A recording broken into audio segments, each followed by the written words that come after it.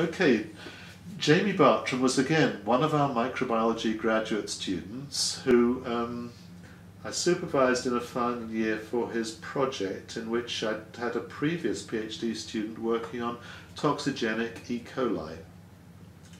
The toxigenic E. coli project was an interesting one because it was based on fairly ancient microbiological principles, but it pointed out the fact that one of the commonest diseases worldwide, and one which leads to huge numbers of fatalities in developing countries, is a diarrheal agent, just Escherichia coli.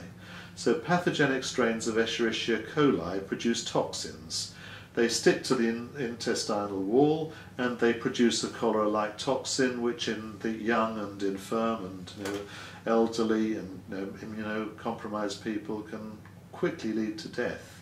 So we felt that we needed a method by which we could study the transmission of this disease with a field technique, one which therefore bypassed the multiple stages of diagnosis of a clinical case.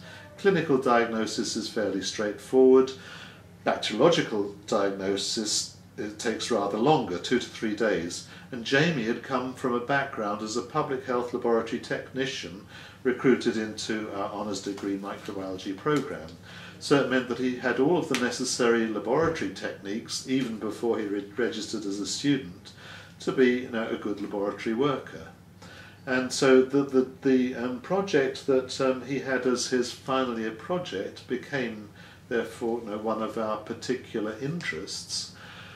But at the time that I set up the water surveillance in Peru, one of my closest colleagues here, David Wheeler, felt that he wanted to stay in the university and not really expose himself to, on a longer term to developing country environment. So agreed to sort of take Jamie as a substitute after his graduation and after he'd done a little bit of more postgraduate research on the toxigenic E. coli strains.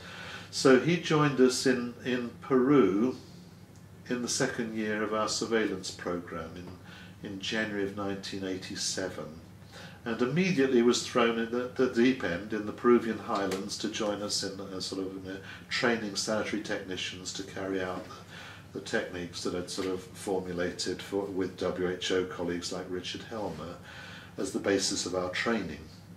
And he then became our field officer in the highlands to supervise the sanitary technicians. And he stayed in Peru for the full duration of the surveillance program, from 1987 with home breaks through till 1991. At the same time, of course, as with Dr. Pardon, he was able to use that experience to write up his PhD. So it meant that he was suitably placed in 1991-92 when he completed his PhD to join WHO and to head up their centre in Italy, which was focused on water issues at that time.